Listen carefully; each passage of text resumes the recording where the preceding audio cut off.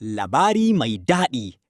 Arzikin zinari a Niger, 2026 zuwa 2028. Assalamu alaikum uwana Niger. Yau na zo muku da wani muhimmin labari wanda zai faranta zuciyar duk wani mai kishin ƙasa, musamman dangane da yadda tattalin arzikinmu yake ƙara ƙarfi da dogaro da kai. Menene yake faruwa? Binciken tattalin arziki na baya-bayan nan ya nuna cewa samar da zinariya a ƙasar Niger zai ƙaru da kashi 5.2 cikin 100 a tsakanin shekaru biyu masu zuwa. Wannan babban ci gaba ne ga arzikin ƙasa.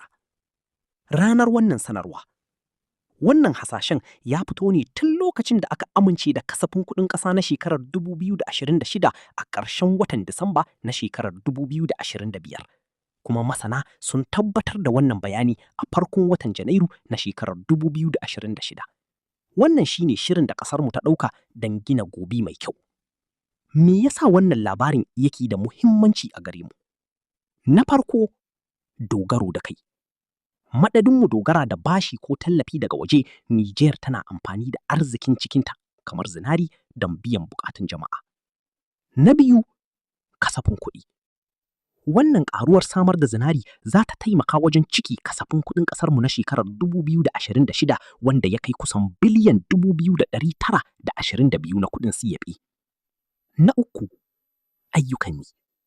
Idan aka inganta hakar zinari, 'yan uwanmu matasa za su samu hanyoyin samun kuɗin shiga, kuma hakar zinari ta gargajiya za ta fi kasancewa cikin tsari na doka. Na huɗu, tsaro da gidaje. Kuɗaɗen da za su shigo daga wannan fanni za ta taimaka wa gwamnati wajen sayan kayan tsaro da kuma inganta rayuwar al'umma gaba ɗaya. Tushen labari. Wannan bayani ya fito ne daga takardun hukuma na ma'aikatar tattalin arziki da kuɗi ta Niger, kuma hukumar dillancin labarai na ƙasa ENP ta tabbatar da shi. Muna roƙon Allah ya albarkaci arzikin ƙasarmu ya kawo mana zaman lafiya mai dorewa.